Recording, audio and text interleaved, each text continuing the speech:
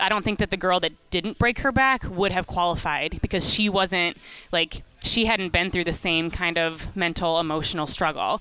Because CrossFit, if you've ever competed, or even if you compete in your own CrossFit gym, it's a struggle. You're doing stuff every single day that you're terrible at, and it's no different for games athletes, and it's a hard thing to constantly keep putting yourself through, mentally taxing, emotionally taxing, because you're doing stuff all the time that you're bad at.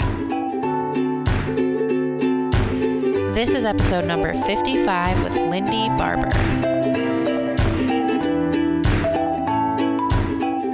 Welcome to Pursuing Health. I'm Julie Fouché, medical student and former CrossFit Games athlete. Here, I bring to you information and inspiration from experts and everyday individuals for how to use lifestyle to maximize health.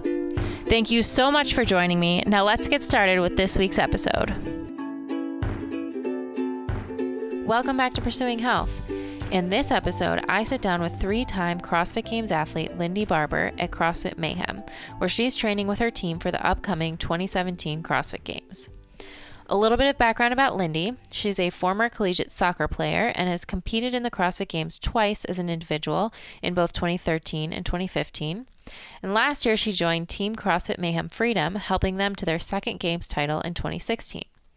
She thrives in the team environment and loves setting goals and overcoming the mental challenges found in competition.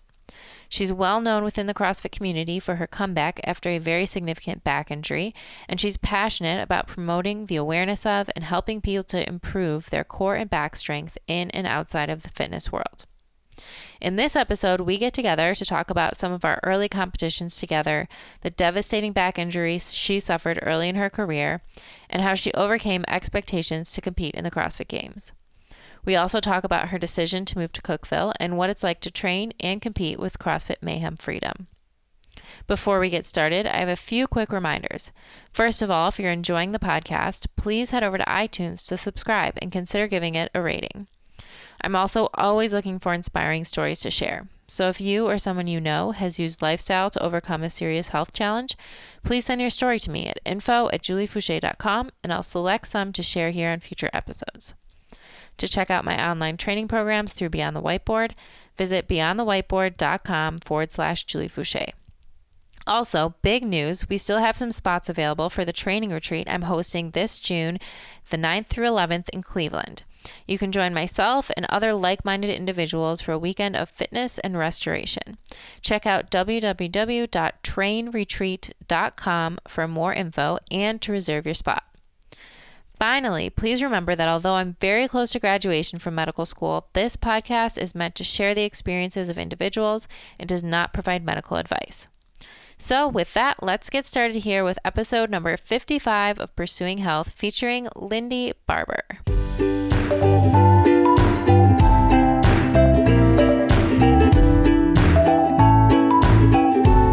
So thank you for being here. Of course. Thank you for having me. Yes. We're here at CrossFit Mayhem, where you are now training full-time, but there's a bunch of people in town visiting for a training camp with Chris Hinshaw, which has been amazing and so cool the way that he brings all of these people together.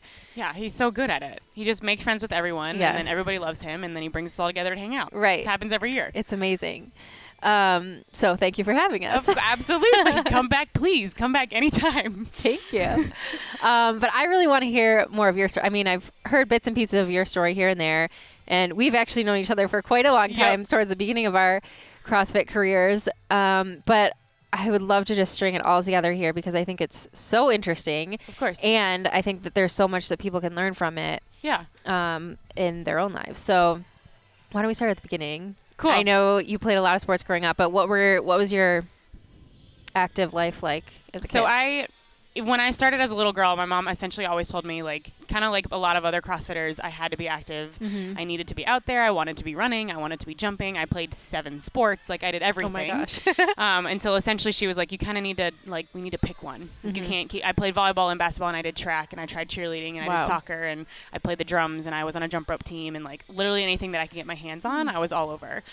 So I eventually picked soccer because my older sister played, and I loved it. And I think that I just fell in love with it the most. Mm-hmm. So then I pursued a career in soccer, and I played soccer competitively, essentially from middle school on. Okay. And then I played for 4 years in high school, and then I played for 2 years in college at the University of Dayton in Dayton, Ohio, until the program just wasn't for me. And then, so I stopped playing varsity soccer after my sophomore year.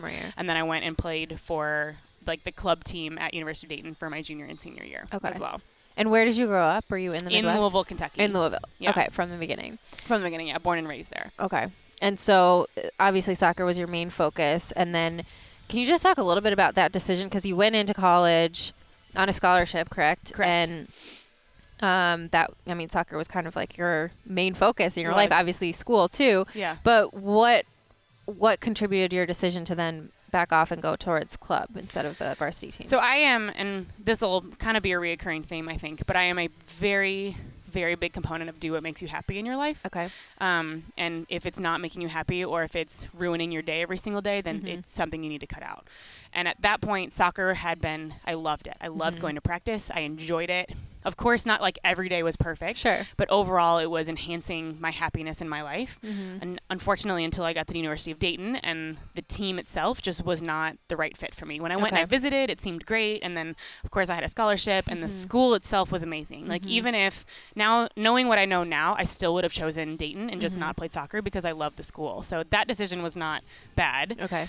But being on the team became unenjoyable. Okay. I was not loving it. I didn't love going to practice. I would have rather gone and at that point, because I was being introduced into weightlifting, I loved the weightlifting aspect of being on the team because I'd never been in a weight room before. Okay.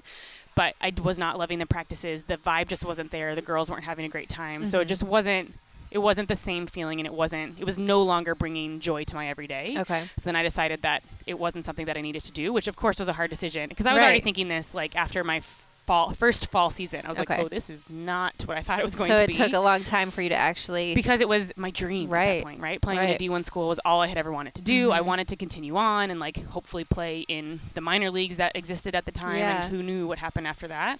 So it took me essentially a year and a half, a whole nother year of just see if it gets better. Maybe it's just your freshman year. And then after my sophomore year fall, I tried to start the spring season just to try to finish it out for 2 years, and was just miserable.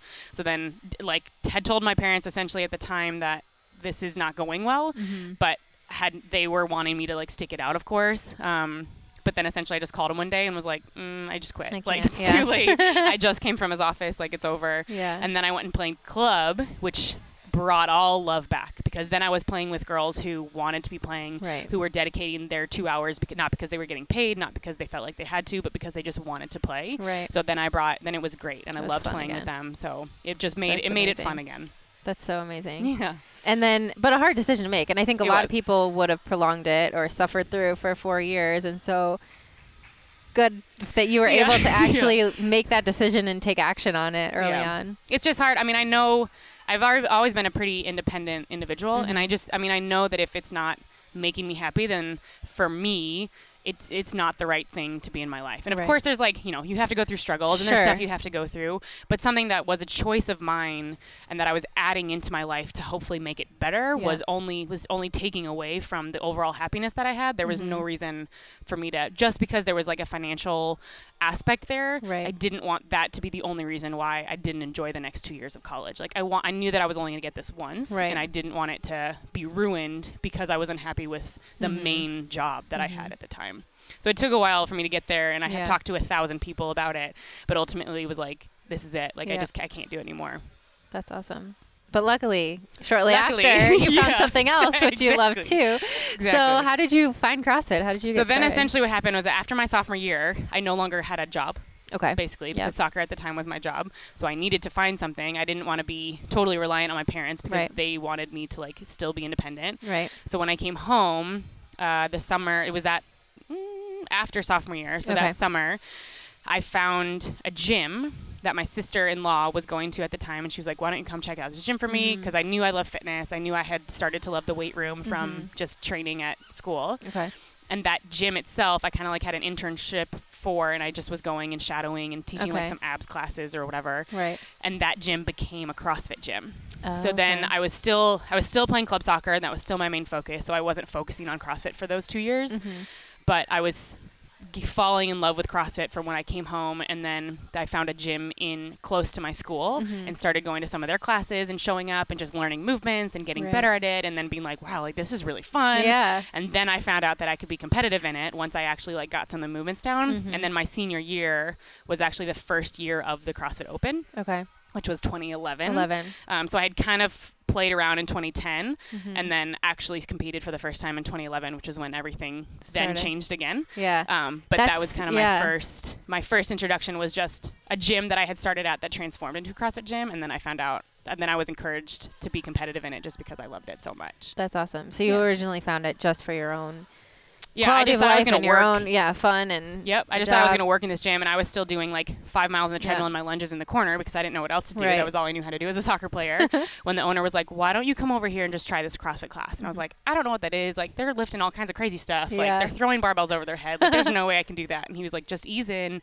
Like, I'll teach you how to do everything. And I scaled everything from the very beginning, and then was totally destroyed in the best way after the first workout. And was like, hooked. Sign me up. Like if anything, when you think that you're fit and then something hurts that much, when you think you're already fit, I was totally hooked. You're like, I gotta do this. I have to do it. I have to try. That's so funny. I didn't realize either. We were, I guess, the same year in college, because then I actually first found CrossFit also after my sophomore year. Oh, okay. But then I kind of took that on as my main sport and kind of treated it like my college sport because I didn't have one. And then graduated in 2011. And I guess I was trying to remember what year it was. I think it was 2010, maybe fall or like early 2011 that we did that local competition together in Michigan, which was the first time that we actually met and competed against each other. Because that was my first competition ever. That's so that crazy. was the first time I competed was up at Hyperfit. I knew who you were at this point, and I was terrified, like so afraid. And then all of a sudden, I was in the final heat with you, and I was like the barbell behind. I was like, oh my god, crazy. I was a tiny little thing back then. Yes, I couldn't remember. Do anything. My husband was just saying that because I was telling him about this story, and he was like, yeah, I remember because she was so skinny, so small. So I was a tiny little soccer player that didn't do anything but run 5 miles. But so then that competition was essentially the first, because I didn't train really for it. It was like I was just kind of doing CrossFit recreationally, and then ended up taking third behind you and Lisa Shu, who were two people that like I had already known through my CrossFit nerdiness at that point, and then was like, I can maybe actually compete. Like maybe I can actually try to do this. Yeah, so crazy. That's so amazing. And then that year, so 2011 was the first Open, so it was probably shortly after that. When you decided to do the Open, but that was kind of when everything also changed again. So that was another breaking point, essentially. So you just want me to get into it? Yeah, let's talk about it. Do it. Let's just go for it. So the 2011 Open, I was 6 weeks, actually, was the first. I think it was 6 weeks long as opposed to 5. And it was similar to this year in that the first week they delayed the deadline day after day because the website just couldn't handle all the traffic the first year. I think they probably had no idea how many people were actually going to sign I think up. they delayed it a whole week, so like you could have the whole first week to do the first 2 workouts because it was just such chaos. So I did the Open. I was at school. I had traveled home a couple times to just do the Open workout with people because otherwise I was going to be like at the Recplex at school trying to figure out how to do this Open workout. With your little video. Yeah, exactly. With all my videos in the corner alone with the pre-made barbells with the weights on them. So I had done the first 2 weeks. And after that, I was sitting in like 3rd or 4th. So I was actually doing pretty well. And then same kind of thing. I was like, I think I can actually compete in this. And there's this whole thing called the Games that I've now watched videos on over and over again. And then the week 3 came. And in that workout, or I was just doing some CrossFit football weightlifting at the time just to try to get like stronger. That was a program I had heard of. Because I was a soccer player, the only strong thing on my body was my back, or essentially was my legs and my butt. So like I could deadlift and I could squat. So those were the 2 things that I was like, man, this I can do weight with. But I was practicing everything else. But I was back squatting like any other day, a couple weeks into the Open. And at the bottom of one of my back squats, I think it was like a set of 5 and I might have been on the 3rd or 4th rep. I actually got to the bottom of the back squat, my hips shifted, something in my back snapped and I completely collapsed underneath the barbell. Thank God I had the catches there. The bar didn't actually collapse on top of me, but I fell underneath the bar, kind of like rolled around on the ground for a second until everything stopped like radiating heat. Yeah. But I couldn't physically stand up. So then I Wow. couldn't actually raise my chest up. The guy that I was dating at the time, thank God again, was there. Yeah. So he kind of like walked me off, tried to get me to stand up, but I couldn't actually physically raise my chest up. So I was completely hunched over. Oh my gosh. And I had no idea what had happened. Like Yeah. I had to that point, I didn't understand that I had back pain, which I'll kind of get into in a second, but nothing to me was red flags leading up to this moment. I didn't understand what had happened. Like I thought, come to think of it, I thought my right hip was out of place because that's where I was having kind of radiating pain. Okay. So actually 2 days went by that I was just, and I am freaking out because I'm in the middle of the open, right? This is a Monday. The workout was released either Wednesday or Thursday at that time. And I was like, I have 2 freaking days to get better, to figure out what's happening until I can do this open workout. And I have till Monday to figure out how to do it. Yeah. So the open workout was released. I went to a chiropractor because there was the first thing at that time I think was like bar facing burpees and then overhead squats and muscle ups, whatever week that was. Oh, yeah. So I knew I just needed at least one burpee. I was like, I just need to be able to figure out what to do. I went to a chiropractor and I was like, listen, I'm doing this competition. I still couldn't stand up. So I was still like hobbling in, went in. I was like, if you could just adjust me, pop my hip back in and get me out of here. Like I have stuff to do. Like I need to go compete. Because he was like, have you ever had an x-ray of your back? Like we need to talk about this. Like this doesn't look good. So I was like, no, like, but just pop my hip back in. Like I know something just came out. So he was like, well, let's take an x-ray. So he took an x-ray from my back and then from the side and then came back in. I was still laying on the table and he sat down. He was like, okay, I'm not going to adjust you. And I was like, okay, like why? Because what's happening? Is it not my hip? And he was like, we need to talk about this. Which at the time, right, when you hear that, especially from like any kind of certified professional, my heart sank. Right. Because I knew that this was not a quick fix. Not like good clearly news. this was not going to go well. So essentially what he told me is he put my x-rays up, which I've never had a back x-ray to that day. And I had 3 spinal conditions. So I had scoliosis, spina bifida, and what had just happened was a condition called spondylolisthesis, which was the L5 vertebrae at the bottom, which is the big, heavy Lego piece at the bottom of your spine. That had the spina bifida in it essentially broke on either side. So the 2 little connecting pieces that connects the big body in the back to the parts that stick out in the front. What he explained to me in that moment was that snap that I felt was the left side officially breaking all the way through. And the reason why I couldn't stand up and my hips moved and why I felt like my right hip was out of place is because that shifted because of the C-curve scoliosis that I have was just too much pressure with a barbell on my back. So it was kind of like the perfect storm of all 3 of those all 3 of those things coming together. Yeah. And I and he had asked me, like, have you never had pain? Have you never, like, felt this before? And you never knew that you had scoliosis. I never knew I had anything wrong with my back. And I had always had a little bit of back pain in my low back, especially when I played soccer on the main things of throwing the ball in, like when I would lean back. Or if I would have to go up for, like, a big header, which would be a lot of hyperextension. But to me, that was my life. Like, I had never really talked about it. It was just normal to me. It never got worse. So it was nothing that I ever was concerned with. Yeah. And again, when I started doing CrossFit, like I had a little bit of low back pain. But at the time, the people that I was talking to were like, it's probably kind of like you've never lifted weights. It's probably maybe not an your hips uncommon are tight. thing. Yeah. Like exactly. Like your hips are tight or stretch out your hamstrings. I'm sure it'll be fine. Yeah. So I didn't know that that was any cause for concern. Yeah. So I went from competing in the open to you're never going to be able to squat again. So essentially what he told me was, this is the way your spine is. What we have to do is try to figure out, the bones had just broken. So essentially they had fresh breaks on either side.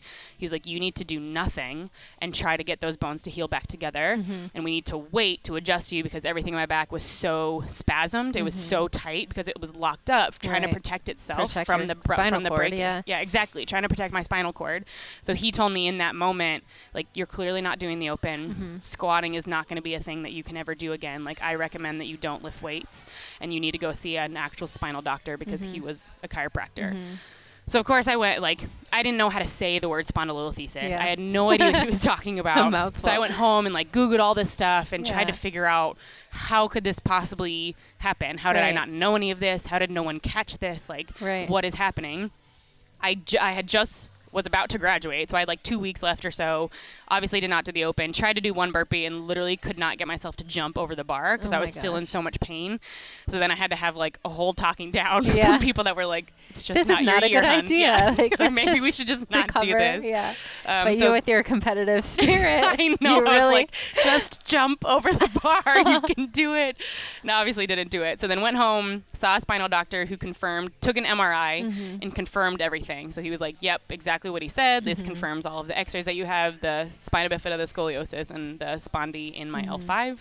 His recommendation was you need to rest for 6 months. We need to do nothing. You're not allowed to lift. You're not allowed to he recommended that I just go on long walks at this time. Okay. And then after 6 months, and I wore a bone stimulator every day. So I laid on my belly, put this thing with, I think, gel on my back and lay there for 30 minutes, hoping to stimulate bone growth so that it could grow together itself as opposed to them having to do any type of surgery.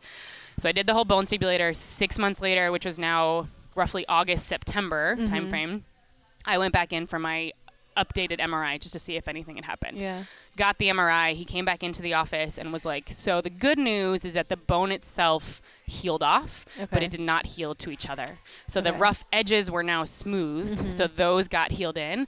He was like, but the bone itself is still in 3 pieces because of the spina bifida and the 2 breaks on either side. Wow. He was like, so kind of what this shows us is that your bone's not going to heal together without some kind of artificial clamp to keep it together. He was like, but the problem with having surgery is that because it didn't heal itself and you have the spina bifida in it, which means it never turned into bone ever in your life. Right. Does not give us confidence that if we go in there, push it together and screw it, that your body will accept the screws. It'll probably reject them because it's not healing properly at all on its own with complete rest. So we're not convinced that it's going to help. Of course, it's an option, but that did not sound great to me. No. I was like, I didn't want them. Essentially what he was telling me was that they were going to go dig around in there, put some screws in, and then cross their fingers that my body just decided to accept the screws. So I said, no, that's not an option for me right now. What happens if I just don't? Like, what happens if I just go live my life and this is the way that my spine is? And he basically told me, you can never squat again. Wow. This is something that you won't be able to do. Like, you can't put weight overhead, because he was the spinal doctor for the U of L football team at this time. So he knew all about weightlifting. Right. He had seen a lot of back injuries. Like, he dealt with them. So he knew what CrossFit was. He knew back squatting, and he knew essentially what my life was going to be turning into if I wanted to compete in CrossFit. So he recommended completely against it. He was like, I think you should go become a runner, a swimmer, some kind of non-impact endurance sport that does not allow you to lift weights. It'll be better for you in the long run.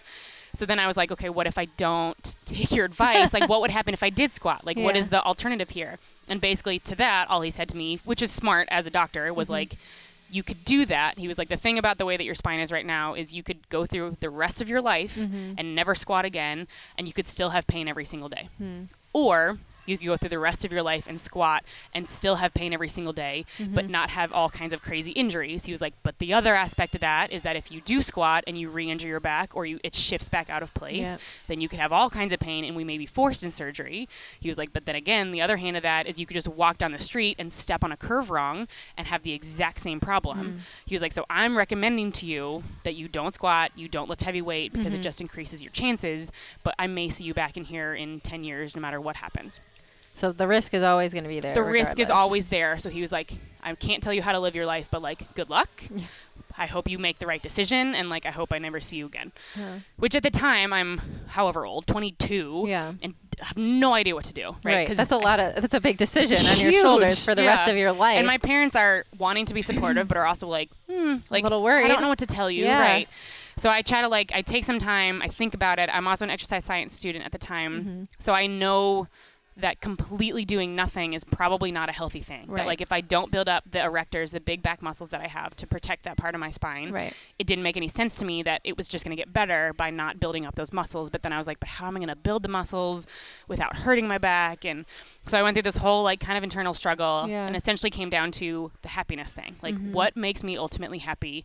Am I going to spend every single day constantly worried, or am I going to regret the fact that I didn't even try? And I ultimately decided that I would regret it if I didn't even try. If he's telling me that I could be in pain no matter what, then I might as well try to continue to do what makes me very happy. And if it starts to get worse, then I'm not going to risk my overall lifetime health. But if it starts to get better, then I at least know that I can work in the right direction. And at the time I was like, I'm not necessarily going to compete. I just want to do CrossFit. Like, I just want to do what I love. Just want to and be able see what to happens. get a little stronger and enjoy. Exactly. Okay. And at that point, actually, I forgot what I was going to say. No, it's okay. Sorry. No, ahead. it's okay. So, like, I just know it's kind of like a long story, but it's important to understand all the pieces to really get. So I left. I was working at the gym, the CrossFit gym at this time, and just very, very slowly started to work my way back in from strict push-ups, strict pull-ups, like nothing that was any kind of like hip range of motion front to back, no kind of hyperextension, just to kind of like get back into the gym, doing stuff that I knew I could do. Like step-ups were okay, double unders for me at the time were okay. Running actually hurt more than a lot of stuff in the very beginning. So I just slowly started to add movements back in. I didn't actually put a barbell on my back or overhead for months at this point. So this was now October-ish time frame. Of like 2011. Of 2011. Okay. So I'd gone through all this, done the 6 months. Yeah. So like October, November is when I actually started doing anything. Okay. And slowly working my way back up. And every time that I would put a 5-pound plate on and I would do whatever the squat was, and then would still feel okay, then I would do that for 2 weeks and then add 10-pound plates and just to see what happened. Yeah. So I very slowly worked my way. I wasn't doing classes. Like I wasn't actually getting crazy into it. Did you have anyone during this time who was kind of like coaching you or giving you advice, or any physical therapists or anyone who was helping to like monitor your progress or for you to like bounce ideas off of or anything, or was it mostly your own kind of? At this time, I was pretty much on my own. I had a chiropractor in Louisville that I had found and had been recommended to me. That, thank goodness, was also a CrossFitter.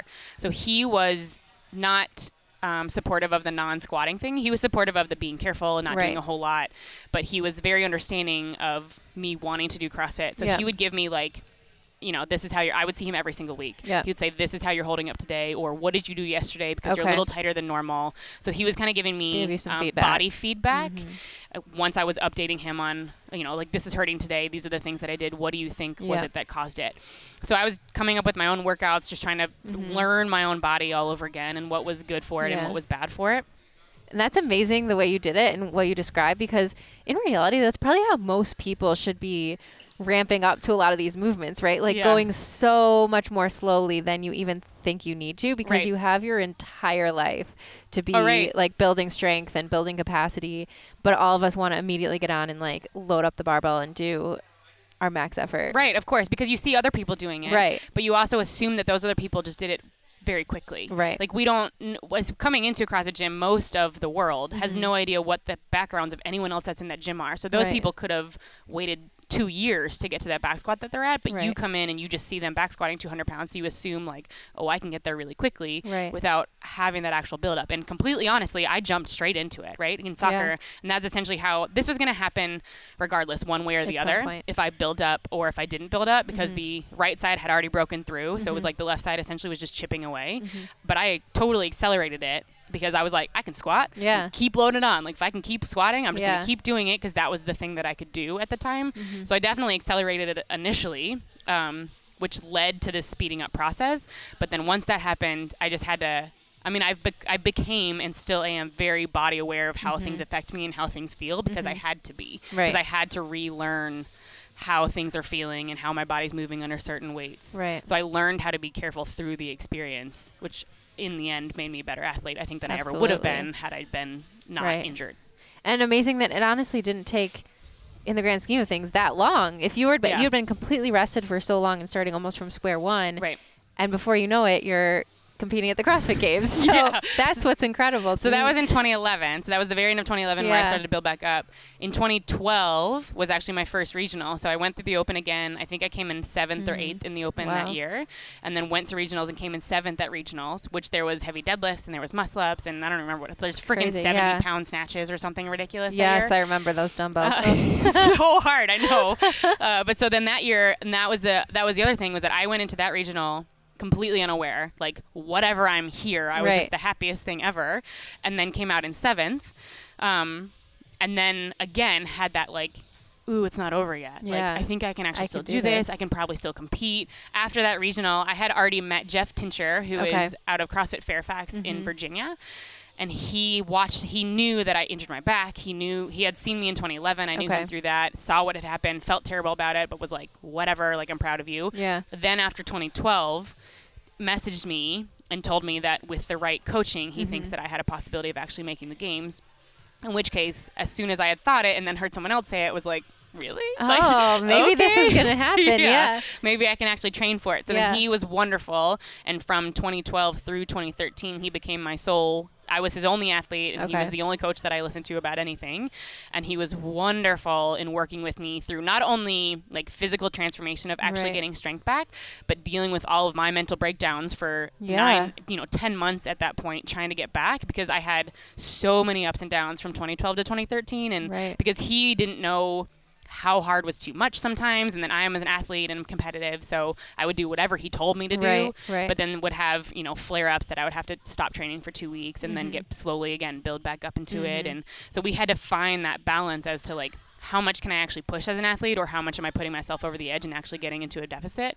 So he worked with me all through 2012 through the 2013, which ended up being my first qualification for the games. Amazing. Yeah, that's amazing. I mean, in and of itself, to only have found CrossFit and to be then qualifying for the games a year or two later is amazing. But then to know everything that you went through along that path is just blows my mind. Yeah. I mean, it's so funny too, because at the time it seemed like the longest process ever, because it was like an everyday, like I would wake up, I would have to assess how I feel, then I would have to text him and be like, this is how I feel today, and then he would have to change training based off of where my pain scale was that day, every single day, so that it seemed every day like it was the longest.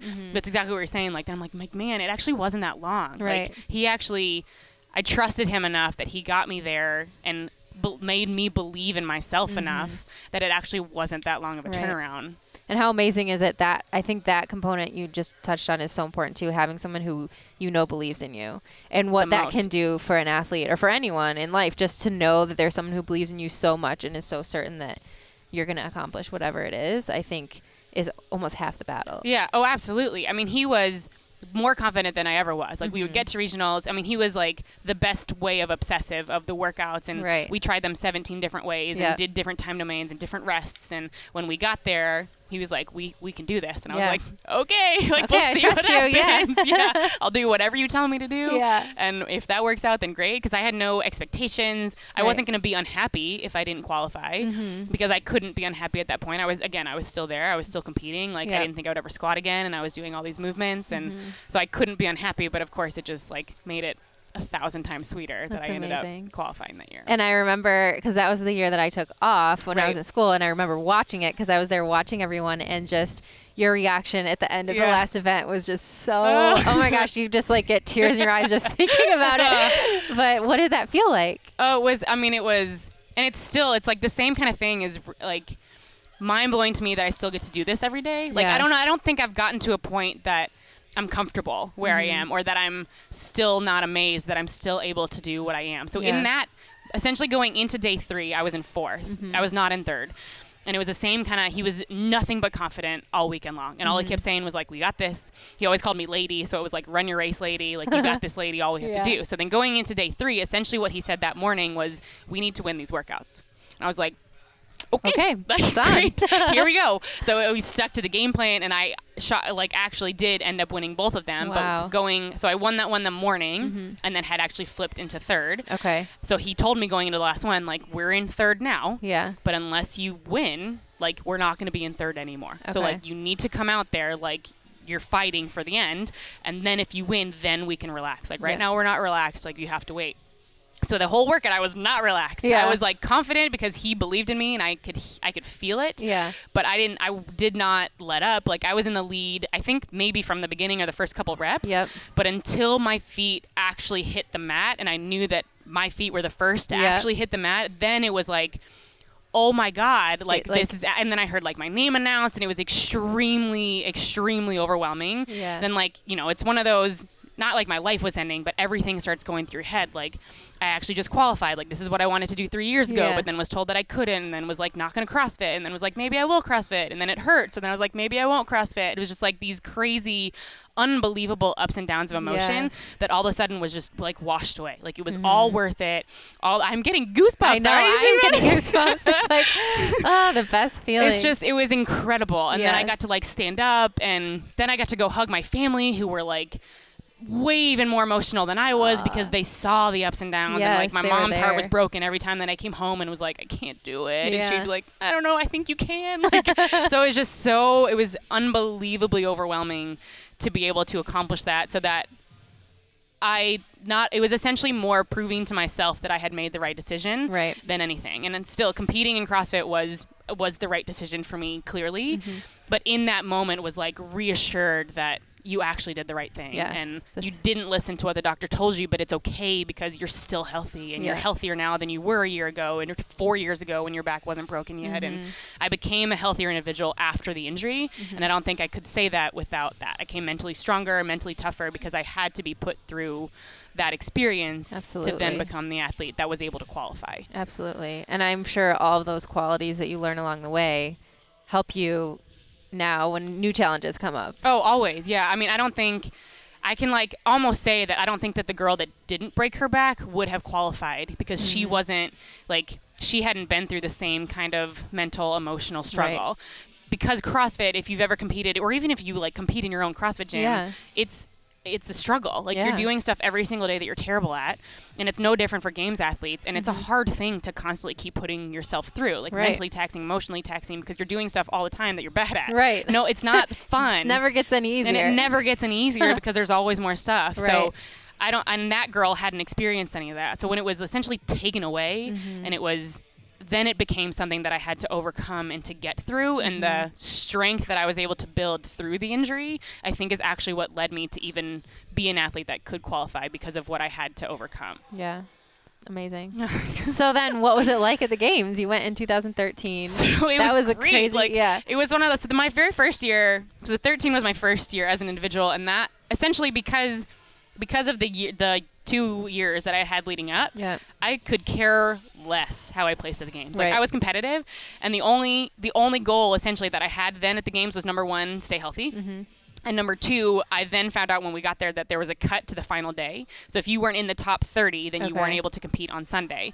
So then it was like, well, I need to compete on Sunday. Yeah. Like I didn't come all the way here to not compete. So then all weekend long, it was just stay in the top 30. Okay. And I ended up finishing, I think I went into Sunday in 28th. So then at a point, Sunday was like, you had a great time. Here. Yeah, I'm so excited. So I just had a really good time. There was a lot of stuff that came up that was like not good for my back. Right. Like there was a lot of overhead squats. There was a lot of heavy lifting. There was a lot of stuff that I knew. I think I remember seeing. Yeah, GHDs with a med ball, which just destroys me. Yeah. So there was a lot of stuff that I had physically to take slow to keep myself healthy. Mm-hmm. But I didn't really care. Like I was finishing workouts, like I was out there. I was competitive, so I wanted to be doing better, but I was so happy to be there that year was just like, whatever, like I'm totally fine. Like whatever happens, happens. And I'm just happy to be here and meeting everybody. And it was just such a good experience overall. Amazing. That you feel like you want to get there and you feel like you have this passion to want to make it until you've been there, and then it increases tenfold. Then you just want to be right then back you just there. have to be back. Yeah, because now you know the experience of it. So I thought I wanted to make it until I'd been there. Yeah. And then all of a sudden you can't not go back. Right. Like then you have to experience it over and over again. Right. Wow. And then you did again in 2015. So I missed it in 2014. 2014 was a more rocky year. Way more of a rocky year. So I think I did a little bit of overtraining, honestly, because I was good about my training from 2012 to 2013. And then in 2013, not that I thought I became invincible again, but I think I got that overdid taste of it. Exactly. Yeah. I got a little taste of it and was like, I am fine. Like everything's okay. So then I think overtrained a little bit in 2014, overdid it, went into the 2014 regionals, not healthy, overdid it in the couple months leading in, and just didn't feel good at regionals and knew it after day one. Yeah. I mean, I kind of knew it leading into regionals, and I just didn't have that same confidence. And my coach, not that he did nothing wrong, but I knew that he was worried. Right. Like I knew that I was worried. I knew that he was telling me I could do it, but it was kind of like, right. like, we don't feel good. Right. So 2014 was an off year. But again, after 2014, I had to reset and take a step back and be like, sure, you've been to the games, but if you don't take care of yourself, you're never going back. Yeah. So I had to take a couple steps back again, be way smarter about training, take an extra rest day in 2014, knew that just because everyone else was increasing their volume doesn't mean that was what was right for me as an athlete, which again is a hard competitive thing to see throughout the years. And then did a much better year training, a lot better of just focusing on myself and my own training as opposed to comparing to what all my friends were doing again at this point. Did you ever think at any point in 2014 that like, oh man, maybe I just can't keep up with the volume, and like, Was it ever a question in your mind that like you would just be done competing, or in 2014? No. Because I had missed it, but I knew that I had missed it from improper training beforehand. And I was aware of that. I almost kind of knew that. Unfortunately, I kind of knew that before I even went to regionals. Right. I just knew I didn't feel good, and I knew I wasn't ready for it. Yeah. So after 2014, I knew I was still able to train at the level I needed to make it in 2015, except for the fact that my training was different than what everyone else needed. So if other people needed more volume, that was actually not what I as an athlete needed. I needed a little less volume and just more intensity and shorter amounts to make myself a better athlete, as opposed to just trying to load on a lot of volume just because that's what I saw happening everywhere Which else. is hard to do, because when you're around people and you see what they're doing, it's so easy to get distracted and to just... It's hard, right? It's so hard. And you see people doing that all over, whether it's in an affiliate or whether it's games level athletes training. It's so valuable to just play your own game, to know, and like you said, just having that self-awareness and that body awareness to know yourself and know what your body needs in order to get better. Right. But it's a hard competitive thing. Right. I mean, when you're a very competitive athlete, and unfortunately, not unfortunately, but social media was like on the rise in 2013, 2014. So then, of course, I'm following all these people, and then you're seeing constantly like what everyone else is doing and what lifts they're doing. And then you just feel like you have to go in and do that same thing, or you're behind if you're not doing the same thing that all these other people are doing. And so I had to tone back that quite a bit leading into 2015. And honestly, like through game season, like stop following everyone. Yeah. Because it's just hard to see it. Oh my gosh. I remember that. I think not even until after 2012 did I even use any social media. Like I would just not even go on Facebook, like nothing. And it was so refreshing almost. Yeah. Because you don't realize how much those thoughts start creeping into your mind, even unconsciously. Absolutely. I mean, and people think, I get questions all the time, like, do you still get nervous? And do you, like, compare yourself? Yeah. And, like, of course. Like, I'm just Human comparing beings, myself as, like, as much as anyone else is. Yeah. And I still see someone else PR, and I'm like, man, like, God, like, I'm not even close to that. Like, how's this happening? So you still have those same, like, negative self-doubts that you definitely have to push out. Yeah. And if you constantly keep seeing that, then you're constantly going to question yourself instead of just trusting in what you're doing. So I did a much better job. 13 to 14 was not a good job. 14 to 15 was a much better job of being like, that I am not that athlete. Yeah. Like, and what is going to work for that athlete is never going to work for me. And I just had to reassess. But it took getting through 2014 to actually be able to figure that out, to learn that lesson again. Again, all those struggles. They I always know. make us But they stronger. help. Yeah, as cheesy as it is. I know. So true. So true. So then you, again, had a very successful year in 2015. You qualified, went to the games. Yep. How did that go? So 2015 was a little bit of a different story. I had a great time, but I was in pain almost the whole time. Okay. So the difference between 2013 and 2015 in my games experience was that 2015 was more volume, much closer together, and much heavier weights overall. So in 2013, we essentially started in the morning. We had breaks throughout the day. So you still did 3 events, but you did one at 9, you did one at 2, and you did one at 6. Yep. So you had lots of hours. They changed the structure of it so that you're now competing at 1, 3:15, and 5. Yeah. So you have between the time that you're like warming up, cooling down, and eating, you have 40 minutes before you have to warm up again for your next event. So the increase of time domain volume on my body and the events that we were asked of in 2015 just did not go very well, because I'm an athlete that needs a little bit of break. I need some more recovery, rest. Yeah. And I was okay in 2013 because of the extra, and so I was able to like get some body work and get manual recovery, and there just wasn't quite time for that in 2015. And that's just the way that the games were evolving. And that's nothing wrong with that. Just my body did not handle it nearly as well. So when 2015 ended, I knew that something needed to change. Okay. I knew that I was not comfortable training at the volume that I was and trying to compete in something that at the end of the 2015 games, I did not feel healthy anymore. I didn't feel good. Like, I didn't feel like I gave it a good effort, but I'm still okay. I feel like I gave it my best effort, and I felt less healthy than I was before I got there, which I knew was not a good thing. Right. Nothing to do with games, nothing to do with the volume. It was just the way that my body responded to the volume of 2015. So when I got home, I knew like something had to change, had a whole struggle with it, like cried all the time because I was like something went wrong. I did not feel good. Something has to change. Like, I knew that I wanted longevity of fitness and health. And I knew that continuing to train in the way that I was, if the games was the payoff and was going to make me feel like that, was not at the time the right decision for me. So I took a lot of time and essentially had decided that I either needed to find a team to be on, which I didn't really have anything in Louisville at the time. So I essentially had made the decision after talking to, again, lots of people that I was just going to take 2016 off. Like my body needed to recover. I had now been training kind of up to 2012, but then the rest of 2012, 13, 14, and through 15. So it had been 4 pretty much solid years of hard training through lots of ups and downs. And I was like, my body was screaming at me at the 2015 games, like, this is too much. Like, this is overdoing it. You need to chill out.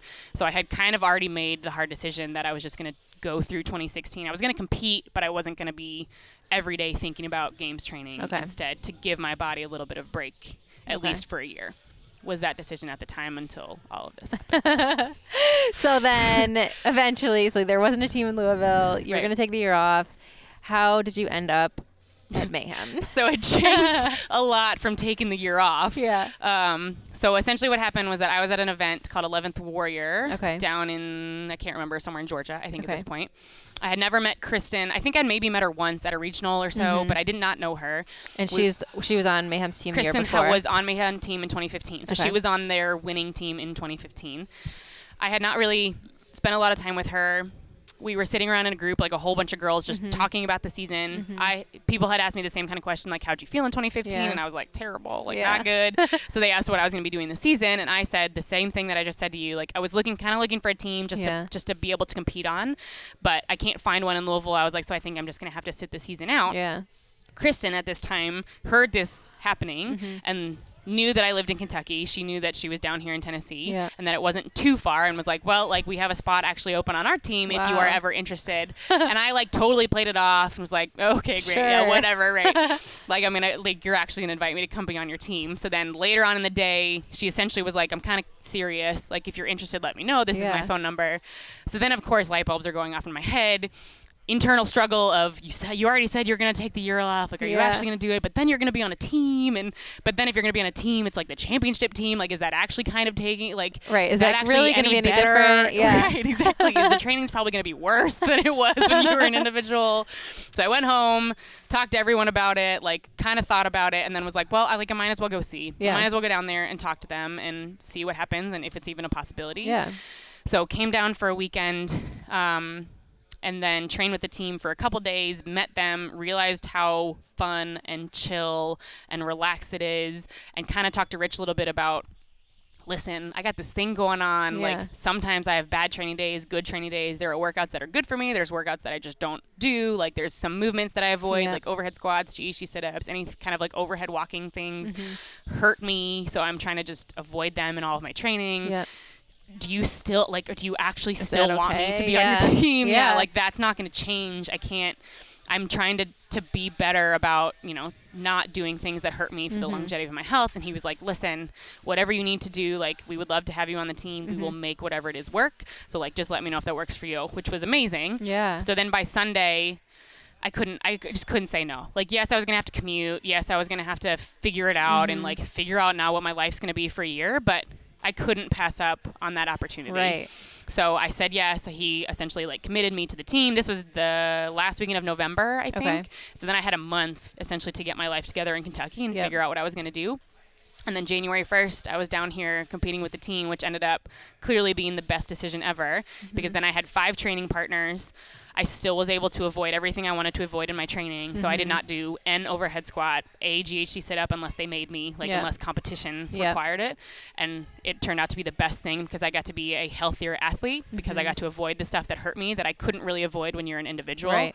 And so I think I'm still overall a healthier athlete now than I ever was as an individual because I'm able to micromanage my training a little bit more. And I have awesome teammates that pick up where I can't. That's so which is awesome. Amazing. Yeah. Like, kind of the perfect situation. It's kind of the perfect situation. You were looking for. Yeah. Wow. It kind of just fell into my lap too, which is the craziest part about, like, all of my life essentially is that it seems like things just happen at the right time, even if it seems like a terrible thing. Like, the 2015 seemed like the worst thing in the world at the time. Like, again, like, dreams kind of like, this is probably the end for you, but then led into being able to say yes to being on a championship Games team, which I never thought was ever going to be a possibility.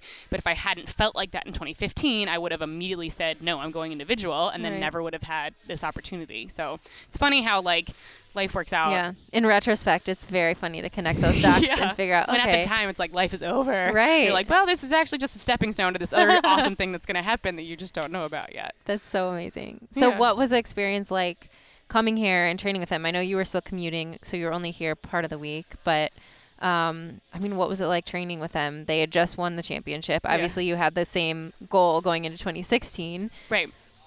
So I was honestly ridiculously nervous. Yeah. So I didn't know what to expect really. Like I'd only been here for 2 days of training, like a Saturday or a Friday and a Saturday, and then I left that Sunday.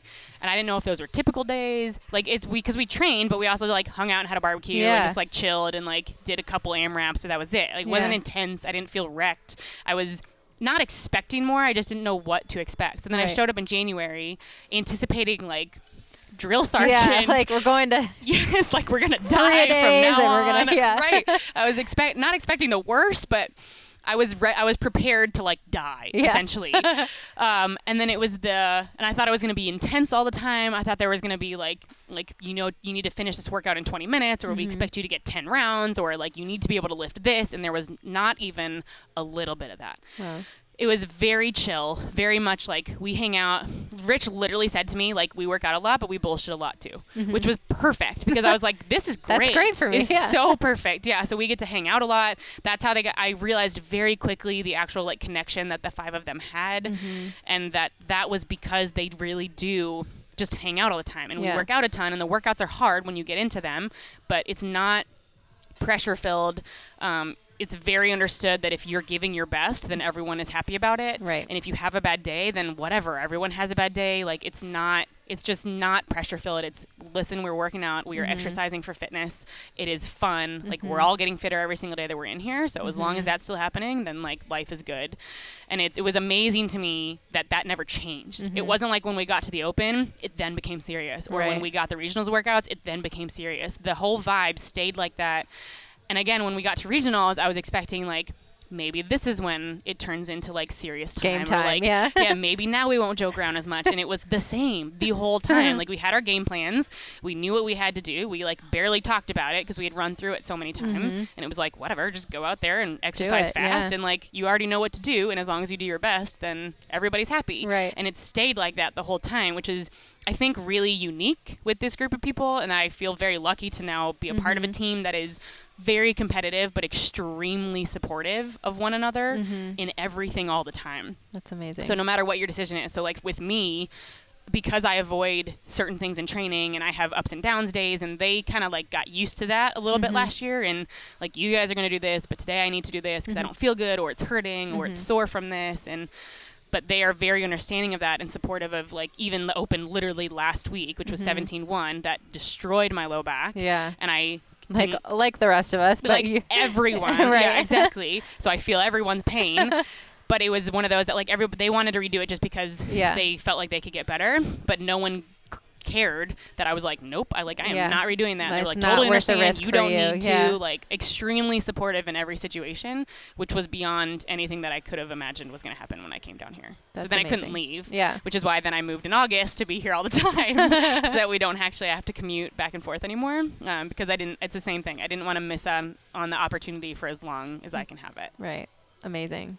Wow. And now there's this beautiful new facility we're in. I know, right? It's like a so paradise. Spoiled. It's like fitness factory in here. There's everything you could ever possibly want. And I mean, I'm very lucky and aware of how blessed I am to be in the situation that I am. And I want to take advantage of it for as long as I can. That's amazing. And how awesome too, like you said, to have those, it's almost like you have those teammates to like offload some of your stresses on. Like if you were an individual, you were probably putting way more pressure on yourself and not allowing yourself to as much space to take a step back or to just like joke around and have fun, because it's like the line stops at you and you like, that's it. Yeah. But with a team, you can almost be like, oh, well, they're okay if I'm, doing this, or like they're not so stressed out about it. So it's going to be okay. It makes everything a little easier. Yeah. Like people ask me that a lot. Like, well, what's the difference between individual team? And my essentially best example is in 2015 when I was an individual, when all the workouts were released. The one, like, I started crying when I saw whatever day it was. day. It was the really long 26-minute chipper. Oh, yeah. So because it had true form running, which is a lot of posterior chain, into 100 overhead squats, or into 50 overhead squats, into 100 GHD sit-ups. Sure. And when I saw all three of those things together, I was like, that's it. Like, I'm not qualifying. Like, I'm going to come in 29th or 30th, whatever last place is in that workout, and that's it. Like, that goes because I don't do those things in training. I do not overhead squat. True form running is a hard thing just because it's so posterior chain and it's that pounding, so it's a little bit hit or miss. Yep. And then GHD sit-ups, I never go all the way. And I was like, that's it. Like, my whole games career is over, and I had to, like, talk myself out of that. But when you're an individual, I did not train that workout. I didn't ever do it. I did not ever do any of the movements until I got to regionals because it was one of those that it was just too risky. Yeah. So I didn't do it till I got there. Thank God I got through it. But like last year, being on the team, there was a workout that had true form running, overhead squats, and GHD sit-ups in a team fashion. Okay. So we read the rules very carefully. And yes, I had to true form run, but I only had to do literally one overhead squat out of the 50 that we were required as a team of 3. Okay. And I did not have to do one GHD sit-up of the 150 that we were required. So I did all of the true form running. So I took more of the load of that for my team. And then I held on the pull-up bar. I did one set of 5 overhead squats. And of the 150 GHD sit-ups, I did not one. So my teammates did 75 and 75 between the two of them. And they were totally fine with it, which was like the best. I mean, that was the exact situation. Like in 2015, it was I just had to figure out how to deal with it and keep my fingers crossed that I would make it through this workout safely. And in 2016 was like, okay, I'm going to hold this bar. You guys go ahead. I got this over here. Thanks a lot. But they were like, yep, whatever you need to do, like we'll work it out. What can you do? Yeah. And then what do we need to pick up on? And that was the best. I mean, that was like, this was completely the right decision. This was absolutely the best route that I could have gone to be able to be still very competitive in the sport, but not risking my health for the rest of my life. It's amazing. Crazy. It's so good. Yeah. So good. So good. I want to talk too a little bit about the programming that you do now too, because I know that you're doing some like remote programming. Yeah. I know you've been training this whole time. You were training full time even before when you were in Louisville. Yep. But what inspired you to start writing some programming for other people? So the programming that I have is essentially core strengthening program. I have a lot of levels, but there's the essentials core programming, which is just a 3 days a week generalized core strengthening programming.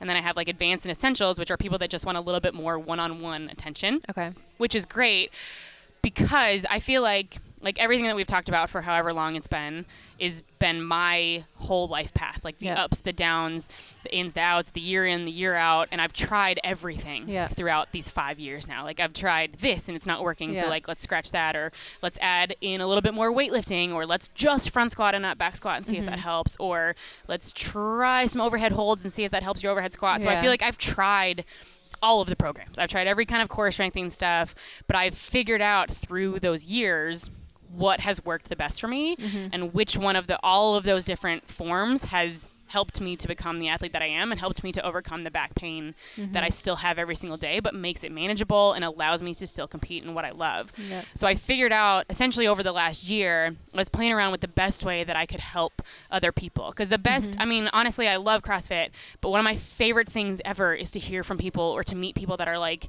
you inspired me to go back into the gym, or I started having back pain and then I heard your story and then I was like, oh, I can do it. And that just like makes every struggle I've ever had, it makes it worth it because I was able to help that person or whoever it is that I get to meet not give up on themselves and believe that they too can actually achieve the things that they want, which is the best. And I love that feeling and I love meeting those people and hearing their stories. So I wanted to try as best as I could to continue to give that to as many people because I mean, back pain is an extremely common thing in all of America and all CrossFitters and life essentially.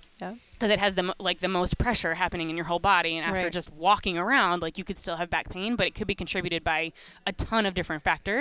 And what I've started to realize is that a lot of people in the CrossFit world and in life just don't properly know how to or don't understand how to strengthen your low core, like underneath your belly button, in your pelvic bone, like all those muscles. And by doing that myself over the last couple of years, I've noticed a tremendous difference in how I lift and how my gymnastics are. The stronger that my low core is, the more protected my spine is and the better position that I'm in. But it's hard because a lot of CrossFit coaches, it takes time to develop that, just like any other muscle in your body. And it's not easily added in to any like normal GPP CrossFit program. Right. Hard to take a whole class to put that in. It is, and it takes a little while. So my whole idea was like the best way that I can help other people to realize that they can get through CrossFit with some back pain and not be afraid of it is to help them strengthen those core muscles, which is most likely going to help out their low back. And the best way to do that is to just try to like offer it to as many people as I can.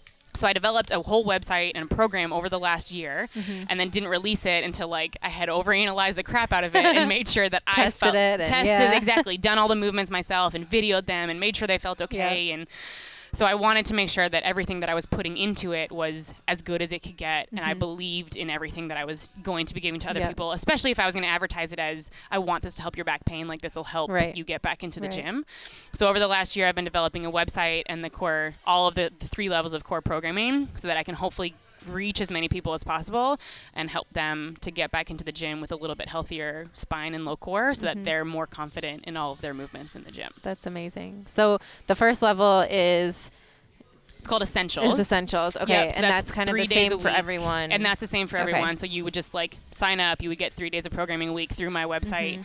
And there's a warm-up, specific, what I call the accessory. So that's like a couple core specific movements, and there's always a stretch at the end. Okay. So that can be added in very easily into the own programming. So if you already have a coach or you already go to your classes and you just want to get a little bit stronger, then you would just do the activation before whatever the workout was. You would do the accessory whenever works, either before or after your workout, and then just try to always hit the stretch at the end of the day before you go home. So that's the most straightforward.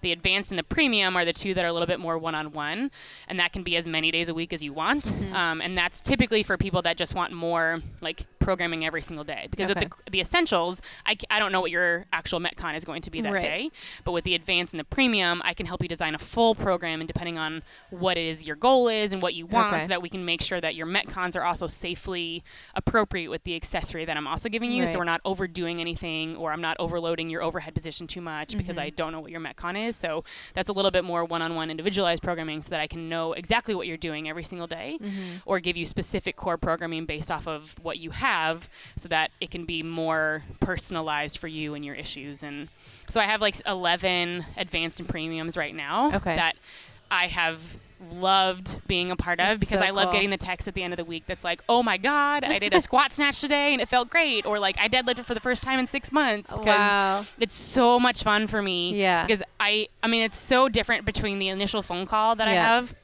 and how nervous they are, and they're like, I don't know, like I just want to try it and we'll see what happens, I think it might help, and then 5 weeks later I get a phone call that's like, oh my God, I deadlifted, and it's so exciting, and it's so fun for me, because I believe it. I know, because I was in these people's position. I was in the, I don't know if I can do this, like I don't think, like it's kind of scary and it's a little unsafe, and so I know how everybody feels, and it's so fun for me to see them start to believe in themselves again, and then to ask like, can we deadlift again next week, or can we start to cycle the barbell? And I'm like yes, we can. We'll get one there, step at a time. I love it. I mean, I love coaching people. I love being able to like help other people improve their own lives, and to see the potential that they have is like it's the coolest thing. That's so cool. And so amazing how you've used your own experience to be able to help in such that specific way. Yeah. You know, there's so many like programs out there, but people trust you because you've been through it yourself. Yeah. And that this is something that a lot of people need and a lot of people can benefit from. So, I mean, it's so cool. And I felt like I was given all the obstacles and the struggle and came through it all, but it's not like I had to figure it out myself too. Right. And I needed guidance. I had a coach that helped me through all these things, and he helped me and showed me, and I want to be that coach for some people to help them get through this, because I know that I can, if I instill that confidence in other people that my coach instilled in me, like I know that these people can achieve whatever it is they want. They just need a little push in that right direction, and it would be totally selfish of me not to like help everyone else as much as I can, and to keep it all to myself when I went through all the struggles, and I know that so many people are doing the same. Oh, wonderful. Yeah, wonderful. It's so cool. Okay, well, I want to finish 3 questions that I ask everyone at the end. Okay. So the first one is the 3 things that you do on a regular basis that have the biggest positive impact on your health. Ooh, the 3 things I do on a regular basis. I try to get a lot of sleep. Okay. I think that's a big hours. One. Usually? I love 8 or 9. Yes. I love that. I mean, 9 is great. Like if I can actually get 9 hours, if I get 7 or 6, I know I'm off. Like I can tell. So getting enough sleep, I think, is a big one for me. It also helps me recover. Like I feel better. I eat better. So I think sleep is a really big one. typically taking a day away from CrossFit and away from the gym, Yep. I think is something that keeps me healthy, because it is such a competitive drive. I'm here all the time because it's so taxing. Taking myself out of it, it's typically a Sunday that I try to like pretend I don't do CrossFit, and I don't weigh and measure every single one of my meals, and we like go to a movie or go out to dinner, and then I go like watch a hockey game, and so I try to take a day away from the gym from my own mental health to be able to reset and to come back in, which I think is important for my health. And then the third thing, I mean, eating clean is one as much as I can, but I also like can't turn down a salmon roll, so like I don't know if that counts. It's the balance, right? It's a balance, yeah. So I think, I mean, I eat healthy as much as I can. Yeah. I definitely, if I feel like there's something that I just want to have, I let myself, I try not to be too Nazi about that, which I think is also kind of helpful. Yep. Because the more, I'm so strict about what I'm doing in the gym and how much I'm training and making sure that I'm training the right amount, and so much about that there has to be. You can't be like that in every area of your life. You can't be like that in every area. Yeah. So I would say nutrition is good, but allowing myself to have a little bit of fun with it also I think is actually helpful for my health. Sleeping enough and then getting out of the gym for like mental health relaxation are probably three big things. Awesome. What's one thing that you're working on, or one thing you think would have an impact but you just really struggle with it? I feel like there's so many. You only have to tell us about one. Okay. I have tried on and off 1,000 times to take fish oil regularly. Okay. And I have never been able to get on a routine, and it's not hard. Yeah. I mean, literally all I have to do is like wake up, get a glass of water, and take some fish oil in the morning. And I tell people that, like, I don't know if I see a difference, but I'm also completely honest in that I don't think I've ever taken it for long enough to really be able to see a difference. So that's something that I have read. And I've read about it. Yeah. Like, I know how good it can be for you. I just have never actually committed to waking up and doing it. So now that we're talking about it, I'm going to try again. All right. This is your reminder. This is my cutoff. Yeah, this is my new reminder. So Okay. fish oil tablets for overall joint health and body health, I think, is something I should probably do. Okay. Yeah. Last question is, what does a healthy life look like to you? Ooh. A healthy life to me is taking care overall of your mind, body, and spirit, essentially in whatever way that looks like to you. So I don't think you have to be a CrossFitter. I don't think you have to lift weights. I think as long as you are some level of activity, so whatever that is that makes you happy, if that's yoga or fitness or spin or CrossFit, I think if you have some kind of activity in your life to make sure that your body stays moving, I think that's important. I think whatever doing stuff to keep your mind healthy. So for me, like we were talking about earlier, if it's in my life and it's affecting me negatively, then it's not going to be in my life anymore. I think you need to just keep positive things in your life and not continue to do things that are constantly making you happy just because you feel like you should. So I think actively working towards things that you love and that you're actually passionate about, regardless of the money it makes you or what it looks like on the outside, is very important in a healthy lifestyle. And then your spirit. So whatever spiritualness you need to have, whether that's religion or just any kind of worship or anything that constantly makes you reminded of how big the world is and how important it is for you to essentially just be a good person and love the life that you're living and just be happy in the moment, I think is big. So healthy mind, body, and spirit in whatever three ways that you feel like are best for your own life is healthy. Perfect. Awesome. Thank you so much Thank for you sharing for your whole having me. story. Absolutely. And I'm so glad that we finally got to sit down and chat. Me too. So much fun. Thanks for having me. Thank you all so much for tuning in. I love Lindy's story because she didn't let others' expectations limit her future. Instead, she used a challenging situation to motivate her, and now she's using that experience to help others. I know we'll all be rooting for her and her team at the upcoming regionals and the games this year. And you can check out more about her and her core strengthening programs at lindybarber.com. That's LINDYBARBER.com. Also, don't forget to check out the training retreat I'm hosting in Cleveland, June 9th through 11th. You can learn more about that at trainretreat.com. So check it out, and I hope to see you there. To make sure you never miss an episode and to receive exclusive content from me, head to my website, juliefoucher.com, where you can subscribe to my email list. Also, don't forget to share your stories. If you or someone you know has used lifestyle to overcome a serious health challenge, please email me at info@juliefouché.com. I'll choose some of these inspiring stories to share here on the podcast in future episodes. If you like what you hear, don't forget to subscribe and consider giving the podcast a 5-star rating on iTunes.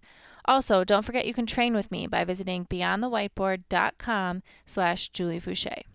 I always love hearing your feedback, so please leave comments under this post on my website, juliefouché.com, and share your thoughts on social media with the hashtag JFHealth. Thank you again so much for listening, and I'll catch you next time on Pursuing Health.